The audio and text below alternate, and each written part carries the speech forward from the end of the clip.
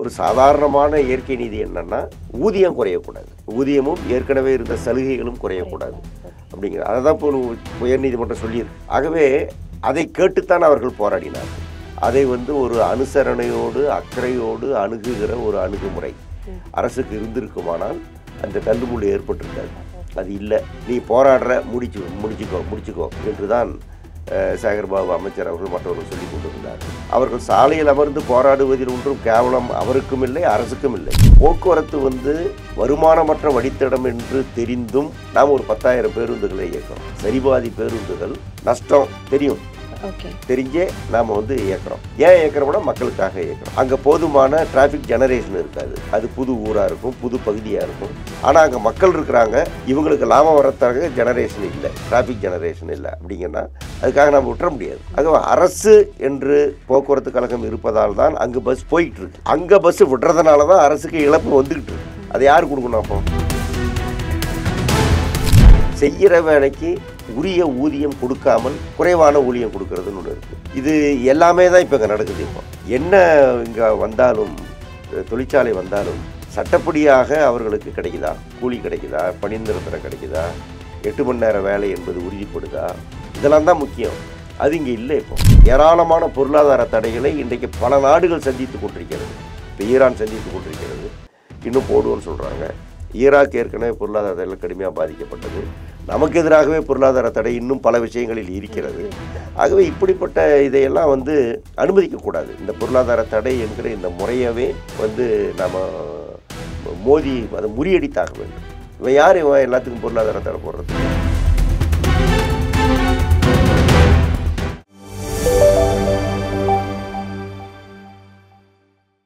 Beyond headlines நேயர்களுக்கு வணக்கம். தற்போது இருக்கக்கூடிய அரசியல் சூழல் குறித்தும் தொழிலாளர்களுடைய பல்வேறு போராட்டங்கள் குறித்தும் நம்ம கூட பேசுறதுக்காக முன்னாள் சட்டமன்ற குழு தலைவர் ஏ சவுந்தரராஜன் அவர்கள் இணைஞ்சிருக்கிறாங்க. வணக்கம் சார்.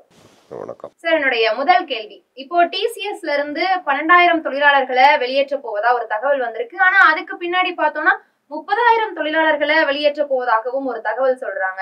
இது அங்க அதிகமா இருக்கக்கூடிய ஊழியர்களை திட்டமிட்டு வெளியேற்றதுக்கான வழியை அந்த நிறுவனம் பார்க்குதா? இந்த ஊழியர்களுடைய நிலைமை என்ன ஆகும்? டிசிஎஸ்ஓ அல்லது அது போன்ற ஐடி நிறுவனங்களோ ஒரு 10 ஆண்டு 15 ஆண்டு பணி முடித்தவர்களை கொஞ்சம் கூடுதலாக ஊதியம் பெற்றுக்கொண்டு இருப்பார்கள். அவருடைய சர்வீஸ் காரணமாகவே அப்படி கூடுதல் ஊதியம் பெறக்கூடியவர்களை வெளியேற்றிவிட்டு குறைவான ஊதியத்திலே புதியவர்களை வேலைக்கு எடுப்பது என்பது ஒரு மிக முக்கியமான ஒரு உத்தியாக அவர்கள் பார்க்கிறார்கள். இப்போது போதுமான ஆர்டர் இல்லை, ஆகவே வேலைக்கு ஆள் தேவையில்லை என்கிற ஏதேனும் ஒரு காரணத்தை சொல்லி இதை வழக்கமாகவே செய்து கொண்டிருக்கிறார்கள். இப்போது டிசிஎஸ் அதை கூடுதலாகவே செய்கிறார்கள். 15,000 என்பதெல்லாம் அதற்கு மேலும் வரும் என்கிற நிலை இருக்கிறது. வேறு பல ஐடி நிறுவனங்களும் இதை செய்து கொண்டிருக்கிறார்கள். ஆகவே வேலை இழப்பு என்பதும் கொஞ்சம் வயது மூப்பானவர்களை அல்லது பணி மூப்பு எய்தியவர்களை, கூடுதல் ஊதியம் பெறக்கூடியவர்களை வெளியேற்றிவிட்டு குறைவான ஊதியத்தில் ஆட்களை வைப்பது என்கிற இதுதான் இதற்கு பின்னாடி இருக்கிறது. இதுக்கு பின்னாடி இருக்கிற முக்கியமான விஷயங்கிறது லாபம்தான். இதுக்கு பின்னாடி முக்கியமான விஷயம் கூலியை குறைப்பது தான். இதுதான் இதில் இருக்கிற விஷயம். இதில் அரசு தலையிட வேண்டும். நீங்கள் எப்படி 58 வயசு ஆகிறதுக்கு முன்னே அல்லது அவங்களுக்கு பணி மூப்பு இதற்கு முன்னே எப்படி நீங்கள் வெளியே அனுப்புவீங்க? அனுப்புறதுக்கு என்ன காரணம்? அனுப்ப வேண்டிய அளவுக்கு உங்களுக்கு நஷ்டம் இருக்கா? அனுப்ப வேண்டிய அளவுக்கு உங்களுக்கு அவ்வளோ பெரிய சிரமம் வந்துருச்சா? கூடுதலான லாபம் வந்துக்கிட்டு போது நீ என்ன பண்ணீங்க? தொழிலாளிக்கு தூக்கி கொடுத்துட்டீங்களா? இதையெல்லாம் அரசு கேட்டு ரெகுலேட் பண்ணணும். அதை அரசு செய்ய மறுக்கிறாங்க. முதலாளி பண்ணுறதை அரசு ஒத்துக்கொண்டு இருக்கிறதுங்கிறது தான் துரதிர்ஷ்டம். ஓகே. அதே மாதிரி இப்போ நம்ம கர்நாடகாவில் பார்த்தோன்னா 12 மணி நேரம் ஐடி ஊழியர்கள் பணிபுரியணும் அப்படிங்கிற சட்ட திருத்த மசோதாவை எதிர்த்து தொழிற்சங்கங்களும் ஊழியர்களும் ஒரு கடும் போராட்டம் நடத்தினதுக்கு அப்புறமா அதை வாபஸ் பெற்றிருக்காங்க. இதை எப்படி பார்க்குறீங்க? அதாவது வேலை நேரத்தை குறைக்க வேண்டிய காலம் இது. பல ஐரோப்பிய நாடுகளில் வேலை நேரங்கிறது வாரத்துக்கு 35 மணி நேரம் 40 மணி நேரம்னு ஆகிப்போச்சு. 48 மணி நேரம்லாம் கிடையாது, ரொம்ப காலமாகவே. அப்படி இருக்கும்போது உலகமயம் தாராளமயம் எல்லாம் பேசுகிறாங்க. உலகமயம் தாராளமயத்தில் மேலை நாடுகளுடைய சம்பளம் இங்கே வராது, அதுக்கு உலகமயம் பொருந்தாது. மேலை நாடுகளுடைய வேலை நேரம் இங்கே வராது, அதுக்கு உலகமயம் பொருந்தாது. இப்படி எல்லாமே ஒரு ஒரு மோசடியான விஷயம்னு வச்சுங்களேன். இப்போ இந்த வேலை நேரத்தை எதிர்த்து போராடி அங்கே முறியடித்த மாதிரி தமிழ்நாட்டிலையும் தமிழக அரசு கொண்டு வந்தது. அதை எதிர்த்து நாம் வந்து இங்கே பிரச்சனை பண்ணோன்னா கைவிட்டார்கள். மராட்டியத்தில் இப்போ வந்து 13 நேரம்னு சொல்லிவிட்டார்கள். இன்னும் கிட்டத்தட்ட 18 மாநிலங்களில் வேலை நேர அதிகரிப்பு என்பது நடந்திருக்கிறது. இது வந்து நிச்சயமாக தொழிலாளர்கள் ஒரு நாள் இல்லாவிட்டால் ஒரு நாள் அதை எதிர்த்து போராடி முறியடித்தே தீர்வார்கள். அது பிஜேபி ஆட்சியாக இருந்தாலும் எந்த ஆட்சியாக இருந்தாலும் 8 மணி நேரத்திற்கு மேல் வேலை செய்வது என்பது இயலாது என்பது ஒன்று. இப்போது இருக்கிற செயற்கை நுண்ணறிவு போன்ற பல்வேறு விதமான நவீன தொழில்நுட்பங்கள் வந்துவிட்ட சூழ்நிலைமையில் தொழிலாளர்களுக்கு 6 மணி நேர வேலை என்பதை அமுல்படுத்த முடியும், அமுல்படுத்த வேண்டும். அப்படி அமுல்படுத்தினால் இப்போ டிசிஎஸ் மற்ற இடங்களில் போல வேலை குறைப்பு என்பதோ வேலையில் இருப்பவர்களை வெளியேற்றுவது என்பதோ அல்லது படித்து முடித்து காத்திருக்கிற நிலை என்பதோ இல்லாமல் தவிர்க்கலாம். இல்லாவிட்டால் இது ஒரு சமூக பிரச்சனையாக மாறும், வெடிக்கும். அதே மாதிரி இப்போ சென்னையில தூய்மை பணியாளர்களுடைய போராட்டம் அப்படிங்கிறது நடந்துச்சு. அதுல குறிப்பா அதிக அளவுல பெண்கள் வந்து பங்கெடுத்து கொண்ட ஒரு போராட்டமா இருந்தது. ஆனா அங்க காவல்துறையுடைய அணுகுமுறை எப்படி இருந்தது? அவங்க கைது செய்ததா இருக்கட்டும், அதே மாதிரி கைது செய்து இருந்தவர்களை மண்டபத்துக்கு பார்க்க போனப்ப கூட காவல்துறை வந்து உங்களை அனுமதிக்கல. ஸோ இதெல்லாம் நீங்க எப்படி பாக்குறீங்க? அதாவது சென்னை மாநகராட்சியில் பல டிவிஷனில் வந்து நிரந்தர தொழிலாளிகள் தூய்மை பணியாளர்களாக இருக்கிறார்கள். பல டிவிஷன்களில் இல்லை. இப்போ இல்லாத இடங்களில் அந்த தொழிலாளர்களுக்கு புது புது கான்ட்ராக்டர்கள் அவர்களை புகுத்தி ஏற்கனவே ஒப்பந்ததாரர்களிடம் இருக்கக்கூடியவர்களை புதிய ஒப்பந்ததாரர்களிடம் நீங்கள் போங்கள் என்று அவர்கள் சொல்லுகிறார்கள். 10 வருடம் 12 வருடம் 13 வருடம் பணியாற்றியவர்கள், பணி நிரந்தரமும் இல்லை, பெரிய கூலி உயர்வும் இல்லை. இப்போ இதை பார்த்து பார்த்து இன்றைக்கு நாளைக்கு தீரும் என்று எதிர்பார்த்து காத்திருந்து முடியவில்லை என்கிற நிலைமை வருகிற போது அவங்க ஒவ்வொரு சங்கமாக போகிறார்கள். இந்த சங்கத்தை பார்க்கலாமா, அந்த சங்கத்தை பார்க்கலாமா, யாரிடமாவது பணம் கொடுத்து பணி நிரந்தரம் பெறலாமா, அதிகாரி பார்க்கலாம், இப்படியெல்லாம் அவர்கள் இங்கும் அலைந்து கடைசியில் எங்கும் நடக்கவில்லை என்கிற நிலைமையில் இந்த சம்பவம் நடந்தபோது இந்த சென்னை தூய்மை பணி இப்போ சமீபத்தில் நடந்த அந்த போராட்டத்தில் இன்னொரு கான்ட்ராக்டருக்கு போக சொல்லுகிறார்கள். அங்கே போகிற போது இவர்கள் ஊதியம் குறைகிறது. சாதாரணமாக இடமாற்றம் செய்யும் போதோ அல்லது ஒரு இடத்திலிருந்து ஒரு இடத்திற்கு மாற்றும் போதோ கான்ட்ராக்டர்களை மாற்றும் போதோ ஒரு சாதாரணமான இயற்கை நீதி என்னன்னா ஊதியம் குறையக்கூடாது, ஊதியமும் ஏற்கனவே இருந்த சலுகைகளும் குறையக்கூடாது அப்படிங்கிற அதை தான் இப்போ உயர்நீதிமன்றம் சொல்லியிருக்கு. ஆகவே அதை கேட்டுத்தான் அவர்கள் போராடினார்கள். இதை வந்து பேசி சரி பண்ணியிருக்க முடியும், சம்பளத்தை வந்து உங்களுக்கு கொடுக்க சொல்கிறேன்னு சொல்லியிருக்க முடியும், பணி நிரந்தரம் சம்பந்தமாக நாம் வந்து கொஞ்சம் அவகாசம் எடுத்து செய்யலாம் என்று சொல்லியிருக்க முடியும். அப்படி அதை ஒரு கன்சிலியேட்டரியாக பேச்சுவார்த்தை மூலமாக அவர்களுடைய கோரிக்கையை புரிந்து கொண்டு அதை வந்து ஒரு அனுசரணையோடு அக்கறையோடு அணுகுகிற ஒரு அணுகுமுறை அரசுக்கு இருந்திருக்குமானால் அந்த தள்ளுமுள்ளு ஏற்பட்டிருக்காது. அது இல்லை. நீ போராடுற முடிச்சுக்கோ என்று தான் சேகர்பாபு அமைச்சர் அவர்கள் மற்றவர்கள் சொல்லி கொண்டிருந்தார்கள். அவர்கள் சாலையில் அமர்ந்து போராடுவதில் ஒன்றும் கேவலம் அவருக்கும் இல்லை, அரசுக்கும் இல்லை. அவர்கள் கோரிக்கை எழுப்புகிறார்கள். ஜனநாயக நாட்டில் ஏதேனும் ஒரு இடத்திலிருந்து தங்களுடைய குரலை எழுப்புகிற உரிமை என்பது தான் மிக மிக அடிப்படையான உரிமை. அதைத்தான் அவர்கள் செய்து கொண்டிருந்தார்கள். அப்படியானால் நீங்கள் மாற்று இடத்தை கொடுத்து அந்த இடத்துக்கு நீங்கள் போங்கள் என்றாவது சொல்லியிருக்க வேண்டும். அதையும் சொல்லவில்லை. கடைசியில் வந்து போலீஸை பயன்படுத்தி அவர்களை அடித்து துன்புறுத்தி ஆண் காவலர்களை வைத்து பெண் தொழிலாளர்களை வந்து அத்துமீறி நடந்தது போன்ற பல காரணங்கள் மிக மோசமானவை என்றால் மிக மிக மோசமானவை. ஆகவே அதை ஏற்கவே முடியாது. பிறகு கைது செய்து உள்ளே வைத்திருந்தார்கள். இரவு பல மணி நேரங்கள் இரவு. இப்போ நான் ஒருவரை அந்த தலைவரை சந்திக்க சென்றேன். என்னை பார்க்க அனுமதிக்கவில்லை கல்யாண மண்டபத்தில். இப்படி மேஜிஸ்ட்ரேட்டிடமும் கொண்டு போகாமல் இப்படி அடைத்து வைத்திருப்பதற்கு எந்த முகாந்திரமும் இல்லை, பட் வைத்திருந்தார்கள். அதனால் அது வந்து அரசின் அணுகுமுறை ரொம்ப ரொம்ப கண்டிக்கத்தக்கது. இதை வந்து நம்ம சாம்சங்கில் பார்த்தோம். பல போராட்டங்களில் நாங்கள் பார்த்து கொண்டிருக்கிறோம். பல்லவன் சாலையில் போக்குவரத்து ஊழியர்கள் போராடிய போது அவர்கள் ரொம்ப ஓரத்தில் இருந்து வழக்கம்போல், புதுசு இல்லை, வழக்கம்போல் செய்ததையே நாங்கள் அனுமதிக்க முடியாது, இரவு நேரத்தில் அனுமதிக்க முடியாது என்று எதையாவது சாக்கு போக்கு சொல்லி அந்த தொழிலாளர்களை பண்ணாங்க. அடுத்த நாள் இது எப்படி நீங்கள் செய்யலாம் என்று கேட்க போன என்னையும் எங்கள் பொதுச் செயலாளரையும் உட்பட கைது செய்தார்கள். இப்படி கைது, இது போன்ற மிரட்டல்கள் இது உதவாது. இது அரசு உணர வேண்டும். காவல்துறையினுடைய கையை இவங்க கொஞ்சம் கட்டி வைக்கணும். இல்லைன்னா அரசுக்கு அவப்பெயர் தான் வரும். தொழிலாளர்களை இப்படி அவர்கள் அணுகக்கூடாது. அடுத்ததா சென்னையில இந்த போராட்டம் நடந்து முடிந்த அடுத்த நாளே வந்து அரசாங்கம் சார்பா சில அறிவிப்புகள் வந்து தூய்மை பணியாளர்களுக்கு வெளியிட்டிருந்தாங்க. ஆனா போராடின தூய்மை பணியாளர்கள் கேட்ட எந்த விஷயமுமே அந்த அறிவிப்புல இல்ல. ஆக இந்த விஷயம் வந்து இந்த போராட்டத்தை மடைமாற்றதுக்கான ஒரு வழியா அப்படிங்கிற ஒரு கேள்வியும் எழுந்துச்சு. அதுக்கு எப்படி பாக்குறீங்க? அதாவது அவர்கள் வைத்த கோரிக்கைகளுக்கு சம்பந்தமில்லாத பல விஷயங்களைத்தான் அடுத்த நாள் அமைச்சரவையிலே நாங்கள் முடிவெடுத்திருக்கிறோம் என்று அறிவித்தார்கள். அது அவர்களை சாந்தப்படுத்துவதற்கு பதிலாக கோபப்படுத்தியது என்று தான் சொல்ல வேண்டும். தொழிற்சங்கத்தில் சம்பந்தப்பட்டவர்கள் இது போன்ற பிரச்சனையை அணுகி கொண்டிருப்பவர்களுக்கும் கடுமையான வருத்தமும் கோபமும் தான் அதில் ஏற்பட்டது. இது ஒரு விதமான என்ன சொல்வது, ஒரு விதமான இன்சல்ட் என்றே சொல்லலாம். இது வந்து தவறான அணுகுமுறை. அரசு இது செய்தது. அடுத்தது வந்து இந்த கொடுப்பது என்று இப்போது எடுக்கிற இந்த முடிவை ஏன் நேற்று எடுக்க முடியவில்லை, ஏன் போன மாதம் எடுக்க முடியவில்லை, அதற்கு முந்தைய மாதம் எடுக்க முடியவில்லை என்கிற ஒரு அடிப்படை கேள்வி இருக்கிறது. போராட வைப்பது இவர்கள்தான். போராட்டிய பிறகும் உங்கள் பக்கம் நியாயமே இல்லை என்றால் எதையுமே உங்களால் கொடுக்க முடியாது. அப்படின்னா மறுபடியும் எப்படி நீங்கள் அறிவிக்கிறீங்க சில விஷயங்களை? எதுக்காக நீங்கள் அறிவிக்கிறீங்க? அறிவிக்கிறது நீங்கள் பார்த்தீங்கன்னா இறந்த பிறகு என்பது தான் அந்த அறிவிப்பில் இருக்கக்கூடிய ஒரு முக்கியமான விஷயம். தொழிலாளி கேட்குறது நான் இருக்கும்போது என்னங்கிறது. இறந்த பிறகு நீங்கள் கொடுக்கணுங்கிறது அல்லது என்னுடைய குடும்பத்துக்கு அல்லது வேலை கருணை அடிப்படையில். இப்போ நீங்கள் டிரான்ஸ்போர்ட் எடுத்திங்கன்னா கருணை அடிப்படையில் வேலை, இறந்தவன் பிள்ளைக்கு வேலை என்பது முறையாக நடக்கவே இல்லை. நீங்கள் என்ன கருணை அப்போ?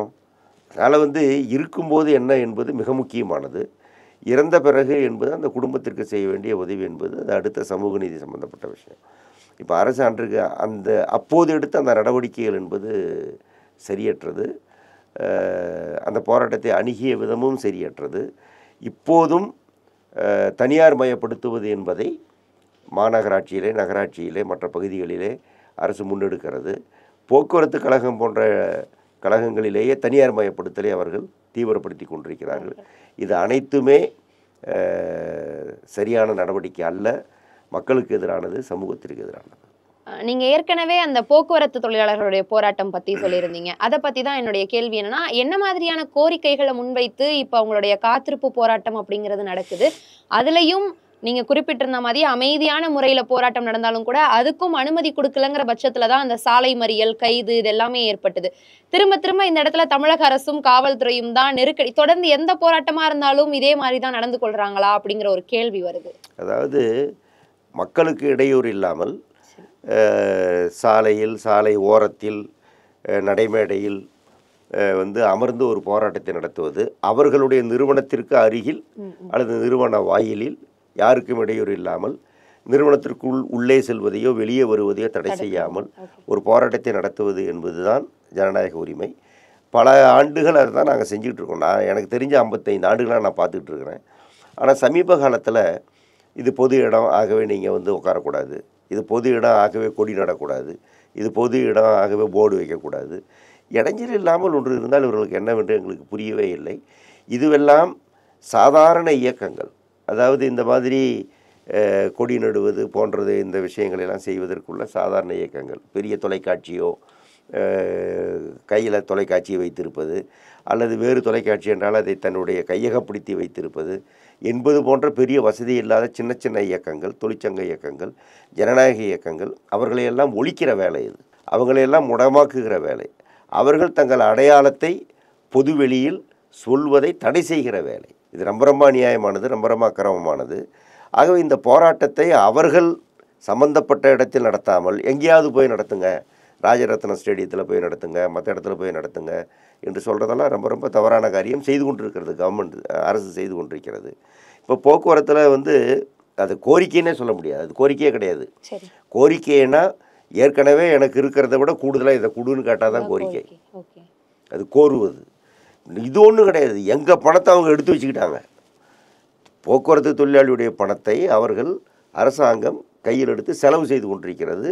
இதுவரைக்கும் 15,000 கோடி செலவு செய்து விட்டார்கள். கழகம் அதை வைத்து தான் நடக்கிறது. இந்த மாதிரி வந்து அரசு செய்வதுங்கிறது வந்து எப்படி சரிங்கிறது தான் அங்கே நடக்கிற போராட்டத்தினுடைய இது அரசு தொழிலாளிக்கப்பட்டு இருக்கிற கடனை அல்லது அரசு தொழிலாளியிடமிருந்து கையாடல் செய்த பணத்தை திருப்பி எனக்கு கொடுத்துருன்னு கேட்குறாங்க. அவ்வளோதான். இப்போ வந்து அரசு வந்து இப்படி நான் பார்த்ததில்லை. அதாவது ஓய்வு பெற்ற பிறகு 25 மாதம் கழித்தும் கூட அவனுடைய பணப்பலன் கிடைக்காதுன்னா அந்த குடும்பத்தின் கதி என்ன? அந்த குடும்பம் வந்து அந்த பிடுங்கி போட்ட ஒரு கீரைச்செடி மாதிரி இன்றைக்கி கிடக்குது. இப்போ போன வாரம் எனக்கு தொலைபேசியில் பேசிய ஒரு நம்முடைய சகோதரி கேட்குறாங்க, கணவர் இறந்து விட்டார், பென்ஷன் பாதி தான் வந்துக்கிட்டு இருக்கு, பணப்பலனும் எனக்கு கிடைக்கல, நான் என்ன செய்கிறது, தீ குளிச்சுக்கிட்டா அப்படின்னு என்கிட்ட கேட்குது. நான் அமைச்சரிடமும் சொன்னேன், இப்படியெல்லாம் தொலைபேசி அழைப்பு எங்களுக்கு வருகிறது, சொல்லுகிறார்கள், எங்களுக்கு மனசு கேட்க மாட்டேங்குது, நீங்களும் அதை புரிஞ்சிக்க மாட்டேங்கிறீங்க என்று நான் அமைச்சரிடம் சொன்னேன். ஆகவே அது கோரிக்கையே அல்ல, இது அரசாங்கம் பண்ணி இருக்கிற மிக மோசமான காரியத்திற்கான எங்களை வந்து அது என்ன சொல்கிறதுன்னு தெரியல. அதாவது பணத்தை கொடுத்துக்கிட்டு கொடுத்த பணத்தை கொடுப்பான்னு கேட்குற மாதிரியான ஒரு துரதிர்ஷ்ட நிலையில் போக்குவரத்து தொழிலாளிகள் இருக்கிறார்கள். தமிழகத்தில் எந்த துறையிலும் இந்த கொடுமை இல்லை. ஏன் இந்த தொழிலாளிக்கு மட்டும் இந்த அநீதி என்பது தான் அந்த தொழிலாளிகள் எழுப்புகிற அடிப்படையான கேள்வி. எங்களுக்கும் எதுக்காக இது இப்படி நடக்குது அப்படிங்கிறது இன்னமும் புரியாத புதிராகவே இருக்கிறது. இதுக்கு மத்தியில் கான்ட்ராக்ட் முறை, எலக்ட்ரிக்கல் வெஹிக்கிளை பூரா தனியாரிடம் ஒப்படைத்திருப்பது, அவுட் சோர்ஸ் செய்வது, இது போன்ற காரியத்திலும் அரசு ஈடுபடுகிறது. போக்குவரத்து வந்து வருமானமற்ற வழித்தடம் என்று தெரிந்தும் நாம் ஒரு 10,000 பேருந்துகளை இயக்கிறோம். சரிபாதி பேருந்துகள் நஷ்டம் தெரியும், தெரிஞ்சே நாம் வந்து இயக்கிறோம். ஏன் இயக்கிறோம்னா மக்களுக்காக இயக்கிறோம். அங்கே போதுமான டிராஃபிக் ஜெனரேஷன் இருக்காது.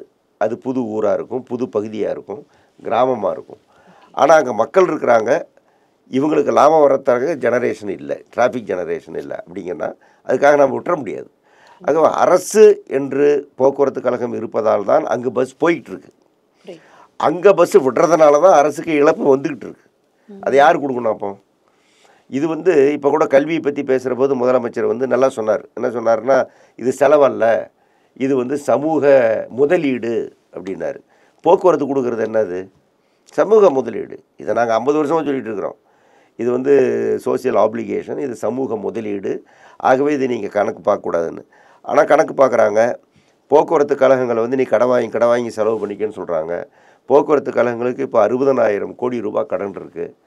இதெல்லாம் உண்மையான கடன் கிடையாது. இது வந்து அரசு இங்கே தெரிந்தே பேருந்துகளை இயக்கி மக்களுக்காக, சமூகத்துக்காக அரசு வந்து அதை திருப்பி அளிச்சிருக்கணும், ரீஇம்பர்ஸ் பண்ணியிருக்கணும்.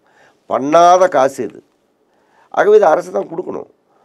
அது கொடுக்காம டிலே பண்ணுறாங்க, தொழிலாளி பணத்தை எடுத்து செலவு பண்ணுறாங்க. இது எல்லாமே வந்து நியாயமான அணுகுமுறை கிடையாது. கடந்த ஆட்சியும் அதைத்தான் செய்தார்கள், இந்த ஆட்சியும் அதைத்தான் செய்கிறது. வேலை நியமன தடை என்பது, காலி பணியிடங்களை வைத்திருப்பது, இருக்கிற தொழிலாளியிடம் கூடுதலாக பணிச்சுமையை ஏற்றுவது, புதிதாக வேலைக்கு வர காத்திருப்பவர்களுக்கு வேலை தராமல் இருப்பது, இறந்தவர்கள் குடும்பத்தினுடைய பிள்ளைகளுக்கு கருணை அடிப்படையில் வேலை தரும், இதுவெல்லாம் ஏற்கவே முடியாத மிக மிக மோசமான விஷயங்கள். அரசு இதில் வந்து உடனடியாக நடவடிக்கை எடுக்கணும்னு தான் நாங்கள் வலியுறுத்திக்கிட்டு இருக்கிறோம். பஞ்சப்படி பென்ஷன்தாரர்கள் பஞ்சப்படியை பொறுத்த வரைக்கும் 9 வருஷம் நீதிமன்றத்தில், உச்ச நீதிமன்றம் வரை சென்று வெற்றி பெற்ற பிறகும் கூட இப்போதும் அந்த பிரச்சனை முழுமையடையவில்லை என்று சொன்னால் என்னதான் தீர்வு? பிறகு தொழிலாளிகளை எங்கே தான் போகணும்? இனிமேல் கைலாசத்துக்கு வைகுந்தத்துக்கு தான் போகணும். இது ரொம்ப ரொம்ப ஏற்க முடியாத ஒரு விஷயம். இப்போ மத்திய அரசாங்கம் மாநில அரசாங்கத்திற்கு பணம் தரலை, அதனால் மாநில அரசிற்கு கஷ்டம். முதல்வர் கடிதம் எழுதுகிறார். முதல்வர் இதர முதல்வர்களை எல்லாம் அழைத்து இப்படி இருந்தார், எப்படி கேட்க வேண்டும் என்று ஆள் திரட்டுகிறார். எல்லாம் பண்ணுறதுலாம் நியாயம், அவசியம். நாங்களும் அதுக்கு குரல் கொடுக்குறோம். ஆனால் நீங்கள் தொழிலாளி பணத்தை எடுத்து வச்சு கொடுக்க மாட்டேங்கிறீங்களா? இது எப்படி நியாயம்? அதனால் வந்து அந்த தொழிலாளர்களுக்கு இப்போ சாதாரணமாக ஒரு கண்டக்டர் வந்து ஒரு கலெக்ஷனில் ஒரு 20 ரூபா ஷார்ட்டேஜ் வந்துருதுன்னு வச்சுக்கோங்க. கூடுதலாக அவர் கொடுத்துருப்பாரு அல்லது மற்றது எதாவது இருக்கலாம். அப்படி ஷார்ட்டேஜ் இருந்துச்சுன்னா நீ தற்காலிக கையாடல், டெம்பரரி மிஸ் அப்ராப்ரியேஷன் அப்படின்னு சார்ஜ் கொடுப்பாங்க. டெம்பரரி மிஸ் அப்ராப்ரியேஷன், தற்காலிக கையாடல் என்று சொல்லி சஸ்பெண்ட் பண்ணிவிடுவாங்க. யார் கண்டக்டருக்கு? எது 20 ரூபா 30 ரூபா 50 ரூபாய்க்கு. ஆனால் நீங்கள் 15,000 கோடியை நீங்கள் வந்து கையில் வச்சுக்கிட்டு இதுக்கு பேர் டெம்பரரி மிஸ் அப்ராப்ரியேஷன் சொல்கிறதா என்னன்னு சொல்கிறது அவங்க தான் சொல்லணும். இது கையாடல் தானே இது. ஆகவே இந்த மாதிரியான இரட்டை நிலைகள் மற்றதெல்லாம் வந்து ஏற்கவே முடியாத விஷயம். அரசு உடனடியாக இந்த அனைத்து பிரச்சனையும் தீர்க்கத்தக்க வகையில், இப்போ அரசுக்கு கடன் இருக்குது, கடனோட கடன் இன்னும் கொஞ்சம் கடன், போக்குவரத்துக்காக வாங்குகிற கடன், சமூக முதலீட்டுக்கு வாங்குகிற கடன் என்கிற முறையில் வாங்கி அந்த பட்டினியில் பரிதவிப்பில் மருத்துவ செலவு கூட பணம் இல்லாமல் இருக்கிற அந்த மூத்தவர்களை போக்குவரத்து ஊழியர்களை அரசு காப்பாற்றணும் அப்படிங்கிறது தான் என்னுடைய கோரிக்கை. இப்ப அதே மாதிரி தமிழக முதல்வர் வந்து வெளிநாடுகளுக்கு பயணம் செல்றதா இருக்கட்டும், வேலை வாய்ப்புகள், முதலீடு அப்படிங்கிற அடிப்படையில போனாலும் கூட தமிழ்நாட்டுல இன்னுமே வந்து இளைஞர்கள் வேலையின்மை அப்படிங்கிற வேலையில்லா திண்டாட்டம் அப்படிங்கிறது தொடர்ந்துகிட்டே தான் இருக்கு. ஆக ஒரு பக்கம் வேலை இருக்கு, வேலை வாய்ப்பு, முதலீடுன்னு இருந்தாலும் இன்னொரு பக்கம் வேலையின்மைங்கிறதையும் நம்ம பார்க்குறோம். இதை எப்படி சார் பார்க்குறோம்? அதாவது வெளிநாடுக்கு செல்வது, வெளிநாட்டிலிருந்து தொழில்கள் வருவது என்பது வேலையின்மையை குறைக்கும். சரி, அது ரொம்ப அவசியம், தேவை. அதை அவர் பண்ணுறாரு, பண்ணட்டும். அதே நேரத்தில் வேலைன்னா எல்லாமே வேலை இல்லை. வேலையில் வந்து ஒரு கண்ணியம் இருக்கணும். வேலையில் வந்து அண்டர் எம்ப்ளாய்மெண்ட்டுன்னு ஒன்று இருக்குது. அதாவது தகுதிக்கு குறைவான வேலை என்று ஒன்று இருக்கிறது. செய்கிற வேலைக்கு உரிய ஊதியம் கொடுக்காமல் குறைவான ஊதியம் கொடுக்கறதுன்னு ஒன்று இருக்குது. இது எல்லாமே தான் இப்போ இங்கே நடக்குது. இப்போ ஒன்று அண்டர் எம்ப்ளாய்மெண்ட், இப்போ வேலையில் இருக்கிறவன் அண்டர் எம்ப்ளாய்மெண்ட்டு. இப்போ ஒரு பிஇ படித்தவனுக்கு 15,000 தான் சம்பளம், சில கம்பெனிகளில் 18,000 தான் சம்பளம். அதுதான் இன்றைய சந்தை நிலவரம், மார்க்கெட் ரேட் அவங்களுக்கு அவ்வளோதான்னு ஆர்கியூ பண்ணுறாங்க. இது அண்டர் எம்ப்ளாய்மெண்ட்டு. இது வந்து கண்ணியமான வேலையும் கிடையாது. இது வந்து அந்த தொழிலாளிக்கு உரிய கூலியும் நீங்கள் கொடுக்காத விஷயந்தான். என்ன இங்கே வந்தாலும், தொழிற்சாலை வந்தாலும் சட்டப்படியாக அவர்களுக்கு கிடைக்குதா, கூலி கிடைக்குதா, பணி நிரந்தரம் கிடைக்குதா, 8 மணி நேர வேலை என்பது உறுதிப்படுதா, இதெல்லாம் தான் முக்கியம். அது இங்கே இல்லை. இப்போ அதை வந்து முதல்ல வந்து அரசு உறுதிப்படுத்தணுங்கிறது ஒரு விஷயம். ரெண்டாவது விஷயம், நிறைய படித்தவர்களுக்கு வேலை இல்லை அப்படிங்கிற ஒரு பக்கம் இருக்கும்போது, இன்னொரு பக்கம் புலம்பெயர் தொழிலாளிகள் மிக அதிகம் வந்திருப்பதும் நம்முடைய மாநிலத்தில் தான். இதை வந்து இதை எப்படி நம்ம வந்து பார்க்கணுன்னா, புலம்பெயர் தொழிலாளிகள் அங்கே ஒன்றுமே இல்லாமல் நிர்கதியாக நிற்கிற நிலையில் அவங்க இங்கே ஓடி வராங்க. இங்கே ஓடி வர்றபோது என்ன கொடுத்தாலும் போதுங்க என்று அவர்கள் வருகிறார்கள். கொஞ்சம் காசு, சாப்பாடு, 3 வேளை சோறு, தங்கறதுக்கு ஒரு இடம் கொடுத்தா போதும் என்று ஆண்கள் பெண்கள் எல்லோரும் வராங்க. அவங்க இல்லாத இடமே இல்லை. தேயிலை தோட்டத்திலிருந்து, காஃபி தோட்டத்தில் இருந்து, வயல்வெளிகளில் இருந்து அனைத்து இடங்களிலும் அவர்கள் வந்து இருக்கிறார்கள் என்கிற ஒரு நிலை இருக்கிறது. அது வர்றபோது இங்கே இருக்கிற தொழிலாளிகளுக்கு சரி, அவன் வந்து மடிவாக எனக்கு கிடைக்கிறான், ஆகவே உனக்கு நான் கொடுக்க வேண்டாம் என்று அரசு சொல்லுகிற நிலை இருக்கிறது. இப்போ இந்தியாவில் வந்து ஒரே நாடு ஒரே இதுங்கிற போது எங்கேருந்து வந்தாலும் வேலைக்கு போனால் அவங்கள அனுமதிக்கணும். அவங்களுக்கு எங்கே வேணும் அவங்களுக்கு உரிமை இருக்குது, அதை யாரும் தடுக்க முடியாது. பட் எல்லா இடங்களிலும் ஊதியம் ஒன்று தான், எல்லா இடங்களிலும் குறைந்தபட்ச ஊதியம், எல்லா இடங்களிலும் ஒரு சமமான ட்ரீட்மெண்ட் இருக்கும் அப்படிங்கிறது இல்லை. அதுதான் இன்றைக்கி இருக்கிற பிரச்சனை. அப்போ அதை வந்து நீங்கள் சரி பண்ணணும். வெளியிலிருந்து வந்திருக்கிறவர்களும் வாழணும், இங்கே இருப்பவர்களுக்கும் வேலை கிடைக்கணும், வாழணும். இப்போ இங்கே இருக்கிறவங்க பலர் வேலைக்கு போகாமல் இருக்கிறதுக்கு காரணம், இது என்னையா சம்பளம், இந்த கூலிக்கு நான் எப்படியா வர்றதுன்னு கேட்குறாங்க. நியாயம் தானே. நான் ஏன் போய் 5 ரூபாய்க்கும் 10 ரூபாய்க்கும் உனக்கு உழைச்சி கொடுக்கணும் என்று அவர்கள் நினைக்கிறார்கள். இது ஒரு மிகப்பெரிய சமூக பிரச்சனை, சமூக முரண்பாட்டு பிரச்சனை. இதை வந்து அரசு தீர்ப்பது என்பது முதலாளிகள் தங்களுடைய லாபத்தை குறைத்து கொள்ள வேண்டும் என்று சொல்லுகிற துணிவு. இப்போ உதாரணமாக நீங்கள் போனஸ்ன்னு நீங்கள் போக்குவரத்து தொழிலாளிக்கு எடுத்தீங்கன்னா, அல்லது எந்த தொழிலாளிக்கு எடுத்தாலும் சட்டம் ஒன்று இருக்குது, போனஸ் சட்டம். அந்த சட்டம் வந்து 20% அதற்கு மேல் போனஸ் கொடுக்கக்கூடாது அப்படின்னு இருக்குது. சில இடங்களில் சண்டை போட்டு நாங்கள் எக்ஸ்ட்ரா வாங்குகிறோம், ஸ்ட்ரைக் பண்ணுவோன்னு சொல்லி வாங்குகிறோம், அது ஒரு பக்கம். ஆனால் சட்டம் இதுதான். நீ சட்டத்தில் வந்து கிராச்சுவிட்டிக்கு, பணிக்கொடைக்கு உச்சவரம்பு வைக்கிறீங்க, போனஸுக்கு உச்சவரம்பு வைக்கிறீங்க, ஒவ்வொன்றுக்கும் உச்சவரம்பு வைக்கிறீங்க. ஏன் முதலாளிகள் லாபத்துக்கு ஒரு உச்சவரம்பு வைக்கக்கூடாது? நீ என்ன மூலதனம் போட்டிருக்கிறியோ, என்ன வியாபாரம் பண்ணியிருக்கிறியோ, அதில் 20% எடுத்துக்கப்பா, லாபமாக வச்சுக்கோ. பாக்கி அது வந்து கவர்மெண்ட்டுக்கு வரணும். ஏன் உன்னால் சொல்ல முடியுமா? உன்னால் சொல்ல முடியுதா இந்த முதலாளித்த சமூகத்தில்? இப்போ அதான் நீ சம்பாதிக்கிறது கொஞ்சமா, இவன் சம்பாதிக்கிறது கொஞ்சமா, டிசிஎஸ் சம்பாதிக்கிறது கொஞ்சமா, ஹுண்டாயும் யமஹாவும் சம்பாதிக்கிறது கொஞ்சமா, எல்லாரும் மலைமலையாக குன்றாக லாபம் குவிக்கிறாங்க. அதுக்கு எந்த தடையும் இல்லை, உச்சவரம்பும் இல்லை, வரம்பும் இல்லை. ஆனால் கீழே இருக்கிறவனை எப்படி வேணாலும் சுரண்டிக்கலாம் நீங்கள் அனுமதிக்கிறீங்க. அதுதான் அடிப்படையான பிரச்சனை. வேலை இருந்தாலும் அது அன்எம்ப்ளாய்மெண்ட்டாக, கண்ணியமற்ற வேலையாக, நியாய கூலி கிடைக்காத வேலையாக இருக்கிறது என்பதுங்கிறது ஒன்று. ஆகவே எதுக்கு நான் வேலைக்கு வரணும்னு நினைக்கிறேன். இப்போ கான்ட்ராக்ட் தொழிலாளிக்கு வந்து எங்கேயும் நான் தொடர்ந்து நீடிக்கணும், இந்த கம்பெனியிலே வேலை பார்க்கணும்னு நினைக்கவே மாட்டான். நான் கான்ட்ராக்டில் வேலை செய்கிறேன், நாளைக்கு வீட்டுக்கு அனுப்பிடுவான், நாளைக்கு வீட்டுக்கு அனுப்பிடுவான், என்ன அவங்களுக்கு இது இருக்கும்? அதுதான் இன்றைக்கி நடந்துக்கிட்டு இருக்கு. இதை வந்து இதுக்கெல்லாம் ஸ்டாலின் அவர்கள் வந்து பார்க்கணும். நம்ம காலத்துக்கு இது வந்து நிற்காது, நிலைக்காது, வெடிக்கும். ஒரு வெடிப்பு சூழல் இப்போதே தமிழ்நாட்டில் காஞ்சிபுரம் போன்ற குவியலாக தொழிற்சாலைகள் இருக்கிற இடத்தில் கான்ட்ராக்ட் தொழிலாளிகளுடைய மனதில் ஒரு குமுறலும் வெடிப்பு சூழலும் இருக்கிறது என்பதுதான் என்னுடைய கணக்கு. அது எப்போதும் வெடிக்கும். அதே மாதிரி இப்ப நம்ம பீகார்ல பார்த்தோம் அப்படின்னா 63 லட்சம் வாக்காளர்களை வந்து அந்த பட்டியல்ல இருந்து நீக்கிட்டு இதுல நீதிமன்றம் தலையிடக்கூடாது அப்படிங்கிற மாதிரி எலெக்ஷன் கமிஷன் சார்பா சொல்லியிருக்கிறாங்க. இன்னொரு பக்கம் இந்த வாக்கு திருட்டுக்கு எதிரான போராட்டங்கள் நடந்துட்டு இருக்கக்கூடிய அதே காலகட்டத்திலேயே வந்து காசி இந்த மாதிரியான இடங்கள்ல போராட்டங்களை RSS நடத்துறதுக்கு தடை இல்லை அப்படின்னு RSS உடைய தலைவர் மோகன் பகவத் வந்து சொல்றாரு. அப்ப இந்த போராட்டத்தை மறைக்கிறதுக்காக RSS வந்து இப்படி அவங்க ஒரு போராட்டத்தை நடத்தலாம். ஏன்னா ஒவ்வொரு முறையுமே எந்த போராட்டம் நடந்தாலும் அதை திசை திருப்பக்கூடிய வேலையை பாஜகவும் RSSம் தொடர்ந்து பார்த்துக்கிட்டு இருக்காங்க. இப்ப இந்த விஷயமும் அதே மாதிரி தான் நடக்குதா அப்படிங்கிற ஒரு கேள்வி. அதே மாதிரி தான் இது வந்து மிக மோசமான ஒரு திருட்டு, ஜனநாயகத்திற்கு எதிரான ஒரு செயல்பாடு, பொதுமக்களுக்கு இழைக்கப்பட்டிருக்கிற மிகப்பெரிய நம்பிக்கை துரோகம். போதுமான ஓட்டு இல்லாமலே வேறு விதமாக அந்த ஓட்டுகளை வந்து மேனிப்புலேட் பண்ணி ஜெயிக்க முடியும் அப்படிங்கிறது. இப்போ இந்த அமித்ஷா மாதிரி ஆளுங்க நாங்கள் தான் திறந்து ஆள போகிறோன்னு சொல்கிறதெல்லாம் கூட இதன் மீது அவர்கள் வைத்திருக்கிற நம்பிக்கை தானோன்னு தோணுது. இந்த 3 எலெக்ஷன் இப்படி ஜெயிச்சிட்டோம், இனிமேல் திறந்து இப்படியே பண்ணிட்டு இருக்கலாம்னு நினைக்கிறாங்களா அப்படின்னு நமக்கு தோணுது. ஆனால் நிறைய ஆதாரங்களோடு நாம் அம்பலப்படுத்தியாச்சு. அதுக்கப்புறம் நீங்கள் வந்து எலெக்ஷன் கமிஷனை வந்து ஒரு கட்டத்தில் நான் கொடுத்த இது ஓட்டு ஐடியே செல்லாது, அந்த ஐடியே பொருந்தாது என்ற அளவுக்கு அவங்க போகிறாங்கன்னா இது ரொம்ப தெளிவான விஷயம். அரசினுடைய இன்ஸ்ட்ரக்ஷன் பேரில் எவ்வளோ பேரை வெளியேற்ற முடியுமோ வெளியேற்றுறதுக்கு பண்ணுங்கள், நமக்கு ஓட்டு வராதுங்கிற மாதிரி கருதினால் அவங்களை வெளியேற்றுங்க அப்படிங்கிறது பண்ணுறது தான் அவங்க பண்ணுறாங்க.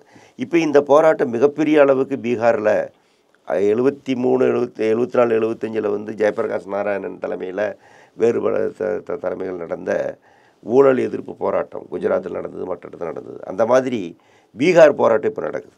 கிட்டத்தட்ட அதே மாதிரி இருக்குது. ஒரு பெரிய எழுச்சியாகத்தான் இது எனக்கு படுது. மக்கள் மத்தியிலையும் பெரிய ஃப்ராடு நடக்குது, ஏதோ ஒன்று நடக்குது அப்படிங்கிறது வட மாநிலங்களிலும் கூட பிரபலமாகி போச்சு.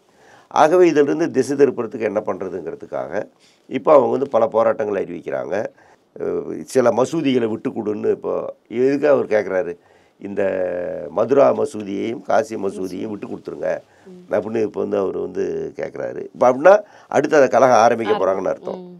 இப்போ இந்த மாதிரி ஒரு போராட்டத்திற்கு எதிராக இன்னொரு போராட்டத்தை, அதாவது மக்கள் அடிப்படை பிரச்சனையில் சம்பந்தமில்லாத ஒரு போராட்டத்தை, சரி அது மத போராட்டமாக இருக்கும் அல்லது மத போராட்டமாக இருக்கும், அப்படிப்பட்ட போராட்டங்கள் பிரச்சனை இல்லாததை பிரச்சனையாக்கி போராடுவது, அதை வந்து RSS வழக்கமாக செய்து கொண்டிருக்கிறார்கள். அதே மாதிரி நீங்கள் வந்து இப்போ விநாயகர் சதுர்த்தி மற்றது இது போன்றது மக்களுடைய அடிப்படையான உரிமை, அது அவங்களுடைய வழிபாட்டு உரிமை, அதை வந்து அவங்க கொண்டாடுறாங்க, மற்றது பண்ணுறாங்க. ஆனால் அது எப்படி இவங்க பண்ணுறாங்க, இதை எப்படி வந்து அரசியலாக்குறாங்க, எப்படி வந்து இந்த பெரிய பெரிய சிலையை தூக்கிக்கிட்டு போகிறது வர்றது மற்றது அப்படின்னு பண்ணுறது மூலமாக ஒரு கலவர சூழலை உண்டாக்குகிறார்கள் அல்லது மற்றதை உண்டாக்குகிறார்கள் நம்ம பார்க்குறோம். அதனால் இது அவர்கள் வழக்கமாக செய்வார்கள், இன்னும் ஏராளமாக செய்ய இருக்கிறார்கள். நியாயமற்ற போராட்டங்கள், பிரச்சனையற்ற போராட்டங்கள், இதையெல்லாம் அவர்கள் தூண்டி நடத்துவார்கள். இதுதான் பாசிசத்தினுடைய ஒரு வழி.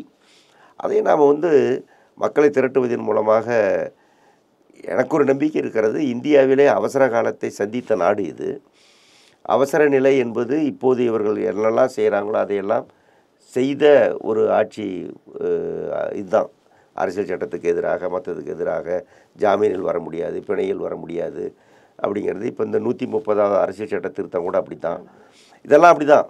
பட் அதையெல்லாம் ஜனங்க வந்து இந்த தூக்கி எறிஞ்சிட்டாங்க. அதற்கு காரணமாக இருந்த பிரதமரை, அதற்கு காரணமாக இருந்த கட்சியை, ஆட்சியை தூக்கி எறிஞ்சிட்டாங்க. கற்பனையே பண்ண முடியாது நீங்கள். அதனால் இதெல்லாம் இந்த இந்திய மக்கள் இதை அனுமதிக்க மாட்டாங்க, இவங்களையும் தூக்கி எறிவாங்க அப்படிங்கிறது தான் எனக்கு இருக்கிற நம்பிக்கை. அப்போ இதை எதிர்த்து நடக்கிற அந்த கிளர்ச்சிகள், அந்த போராட்டங்களில் மேலும் தொழிலாளர்கள், சாதாரண மக்கள் தங்கள் ஈடுபடுத்தி கொள்ள வேண்டும் அப்படிங்கிறது தான் நான் அதே மாதிரி கடைசி கேள்வி என்னன்னா, அமெரிக்காவில் ட்ரம்ப் அவர்கள் 50% வரி விதிப்பை இந்தியாவுக்கு விதிச்சிருக்காங்க. இப்பவே இங்கிருந்து போகக்கூடிய பொருட்கள் எதுவும் அங்க வாங்கப்படாம திரும்ப வரக்கூடிய சூழ்நிலை ஆரம்பிச்சிருச்சு. அதை நம்ம பார்த்துக்கிட்டு இருக்கோம். இதனால தொழிலாளர்களுக்கு அதிகமான பாதிப்புகள் வருமா? இன்னும் வேலையின்மை அந்த மாதிரியான பிரச்சனைகளும் இதால ஏற்படுமா அப்படிங்கிற ஒரு கேள்வி வருது. நிச்சயமா ஏற்படும். ஏன்னா திடீர்னு நீங்கள் ஒரு இடத்துல விற்பனை பண்ணிக்கிட்டு இருந்த இடத்துல எனக்கு வேண்டாம் அப்படின்னு சொல்லிட்டா நிச்சயமாக ஏற்படும். இது ஆனால் அது இந்தியா சமாளிக்க முடியும். என்ன காரணம்னா நம்முடைய சந்தை பெரியது, நம்முடைய மக்கள் எண்ணிக்கை பெரியது, சந்தை பெரியது. நேற்று கூட முந்தான கூட ஒருத்தர் போட்டிருந்தார், இனிமேல் இந்திய மக்களுக்கு நல்ல இறால் கிடைக்கும் அப்படின்னு. இப்போ இறால் அந்த இறால் இங்கே வந்ததுன்னா இறாலை வாங்குறதுக்கு இங்கே ஆளும் இருக்குது, தேவையும் இருக்குது. அந்த மாதிரி எல்லா பொருளுமே நாம் இது பண்ண முடியும். இன்னொன்று, உலகம் பெருசு. அமெரிக்காவை தாண்டி பல நாடுகளுக்கு நம்முடைய பொருட்களை நாம் ஏற்றுமதி செய்ய முடியும். அவங்களோடலாம் நாம் விரிவாக வேலை செய்யணுங்கிறது ஒன்று. ரெண்டு, அரசு ஃப்ரீ ட்ரேட் அக்ரிமெண்ட்டுங்கிற பேரில் இப்போ ஐரோப்பாவில் போட்டிருக்கோம், நம்ம இங்கிலாண்டோட போட்டிருக்கோம், பல நாடுகளோட போட்டிருக்கோம், நெதர்லாண்டோட போட்டிருக்கோம். அமெரிக்கா உக்ரைன் போரெல்லாம் அவன் சும்மா சொல்கிறது, ஜனங்க சாகரத்தை பற்றிலாம் கவலைப்படுற ஆளாமன். பிரச்சனை என்னென்னா, நான் சொல்கிற ஒப்பந்தத்தில் கையெழுத்து போட்டு கொடு, வர்த்தக ஒப்பந்தத்தில் கையெழுத்து போட்டு கொடு. நான் என்னுடைய விவசாய பொருட்களை இந்தியாவில் கூட டம்ப் பண்ணுவேன், என்னுடைய பால் பொருட்களை விவசாயம் கொண்டு டம்ப் பண்ணுவேன். இங்கே இருக்கிற கால்நடை உரிமையாளர்கள் அழியிறதை பற்றியோ விவசாயம் அழியிறதை பற்றியோ எனக்கு கவலை இல்லை என்று அவன் சொல்கிறது தான் மெயின் பாயிண்ட். அதுதான் அடிப்படையான விஷயம். அப்போ இதை நம்ம அனுமதிக்கக்கூடாது. இதனால் வருகிற கஷ்டம் உண்டு, அந்த கஷ்டத்தை நம்ம தாங்கணும். ஒரு சில மாதங்களில் நம்ம ஓவர் கம் பண்ண முடியும். அப்படி தான் நம்ம நாட்டை நம்ம காப்பாற்ற முடியும். இன்றைக்கி கியூபா மாதிரியான சின்ன நாடுகளே அதை அவங்க செஞ்சுக்கிட்டு இருக்காங்க. ஏராளமான பொருளாதார தடைகளை இன்றைக்கு பல நாடுகள் சந்தித்து கொண்டிருக்கிறது. இப்போ ஈரான் சந்தித்து கொண்டிருக்கிறது, இன்னும் போடுவோன்னு சொல்கிறாங்க. ஈராக் ஏற்கனவே பொருளாதார தடையில் கடுமையாக பாதிக்கப்பட்டது. நமக்கு எதிராகவே பொருளாதார தடை இன்னும் பல விஷயங்களில் இருக்கிறது. ஆகவே இப்படிப்பட்ட இதையெல்லாம் அனுமதிக்கக்கூடாது. இந்த பொருளாதார தடை என்கிற இந்த முறையவே நாம் மோதி அதை முறியடித்தாக வேண்டும். இவன் யார் இவன் எல்லாத்துக்கும் பொருளாதார தடை போடுறதுக்கு? இந்த இதை நம்ம ஒழிப்பதன் மூலமாக ஒரு புதிய உலக முறைமை உண்டாகும். இப்போ இன்றைக்கி China, India, Russia, Brazil, South America, அதோடு சேர்ந்து இன்றைக்கி பல நாடுகள் அதோடு சேர்ந்துட்டாங்க. இப்போது ஷாங்காய் கூட்டுறவு பிரதான அப்படிஞ்சிருக்கு, இன்றைக்கி தீர்மானம் பத்திரிகையில் வந்திருக்கு. அது எல்லாமே ஒரு நம்பிக்கை தருகிறது. அதாவது இன்னொரு மாற்றை நீங்கள் உண்டாக்கி ஆகணும். டாலருக்கு மாற்று நாம் உண்டாக்கி ஆகணும். அதே மாதிரி உலகமயம், தாராளமயம்னு WTO இருக்கு இல்லையா, அதுக்கு மாற்று உருவாக்கி ஆகணும். IMFக்கு மாற்றை நம்ம உருவாக்கி ஆகணும். WHO மாற்று உருவாக்கி ஆகணும். WHO அமெரிக்காவின் கையில் இருக்குது. நீ எவ்வளோ பேர் செத்து போயிட்டான்னு கணக்கு கொடுத்தா, ஆகவே இனிமேல் உனக்கு பணம் கொடுக்க மாட்டேன்றாங்க. இந்த மாதிரி ரொம்ப சொல்கிறத்தனமான வேலையிலே இப்போ ஒன்று என்னென்னா, மோடிக்கும் சரி இந்தியாவுக்கும் சரி புரிஞ்சு கொள்ள வேண்டிய விஷயம், ஏகாதிபத்தியத்தோடு நண்பர்களாக யாரும் இருக்க முடியாது. எல்லோரும் அவர்களுக்கு அடிமை என்கிற பார்வையில் தான் அவர்கள் பார்ப்பார்கள். அமெரிக்கா ஃபஸ்ட் அப்படின்னு சொன்னால் அதுக்கு அர்த்தம் என்ன? கனடாவை நான் என்னுடைய மாநிலமாக்குவேன்னா அர்த்தம் என்ன? ஐஸ்லாண்டை நான் எடுத்துக்குவேன். இந்த மாதிரி இருக்கக்கூடிய ஒரு ஏகாதிபத்திய செட்டப். இவர் பகிரங்கமாக பேசிட்டாரு, இங்கிலாண்டோ ஃப்ரான்ஸோ பேசலை, அவ்வளோதானே தவிர இவங்களுக்கெல்லாம் பெரிய வித்தியாசமெல்லாம் ஒன்றும் கிடையாது. கடைசியில் அவங்களுக்குள்ளேயே குடிமைப்பிடி வரும், அவங்களுக்குள்ளேயே அடிச்சுக்குவாங்க. இதில் சாதாரண மக்கள் தான் எல்லா பக்கமும் பாதிக்கப்படுறாங்க. யுத்தங்களில் பாதிக்கப்படுவது அவர்கள் தான், அல்லது வேறு எந்த விதமான இதுலேயும் பொருளாதார தடைனா யார்? அங்கே இருக்கிற ஆளுமர்க்கமாக பாதிக்கப்படுது, அங்கே இருக்கிற சாதாரண மக்கள் பாதிக்கப்படுகிறார்கள். இப்போ காசாவில், பாலஸ்தீனத்தில் குழந்தைகள் தானே சாகுது, பெண்களும் குழந்தைகளும் தானே செத்துக்கிட்டு இருக்காங்க. ஈராக்கில் போட்டதில் வந்து 5 லட்சம் குழந்தைகள் செத்தாங்க. அதனால் இதெல்லாம் ரொம்ப மிகப்பெரிய அக்கிரமம், ஏகாதிபத்திய அக்கிரமங்கள். இதை எதிர்த்து பண்ணணும். எனக்கு கூடுதலாக உங்களுக்கு சொல்ல வேண்டிய ஒரு தகவல் என்னென்னா, அமெரிக்கா நல்ல நாடு, ஜனநாயக நாடு, அப்படிப்பட்ட நாடு இப்படிப்பட்ட நாடுங்கிற ஒரு பிரமை இந்தியாவில் இப்போவும் உண்டு, இப்போவும் இருக்குது. நியாயமில்லாமல் ரஷ்யாவை விமர்சிப்பது, நியாயமில்லாமல் சீனாவை விமர்சிப்பதெல்லாம் இந்தியாவில் இருக்குது. அதை நம்முடைய ஆட்சியாளர்களே செய்கிறார்கள். அவருக்கு வந்து தீவிர தேசியவாதம், மற்ற தேசியவாதம்லாம் பேசி அவங்க பண்ணுறாங்க. இப்போ ஏற்பட்டு கொண்டிருக்கிற இந்த நிகழ்வுகள் ஏகாதிபத்தியத்தை பற்றி இது மிக மிக மோசமான ஒரு ஏற்பாடு, இதை வந்து நாம் அனுமதிக்கக்கூடாது என்கிற ஒரு எண்ணத்தை உண்டாக்கி இருக்கிறது இந்திய இளைஞர்களுக்கு, உலகம் முழுவதும் இருக்கக்கூடிய மக்களுக்கு உண்டாக்கி இருக்கிறது என்பது ஒரு நல்ல மாற்றம். அதை வந்து மேலும் மேலும் நம்ம வந்து வலுப்படுத்தணும், பலப்படுத்தணும் அப்படிங்கிறது தான் என்னுடைய இது. உங்கள் நேரத்தை செலவு பண்ணி எங்ககிட்ட பல்வேறு விஷயங்களை பகிர்ந்துக்கிட்டதுக்காக ரொம்ப நன்றி சார். வணக்கம்.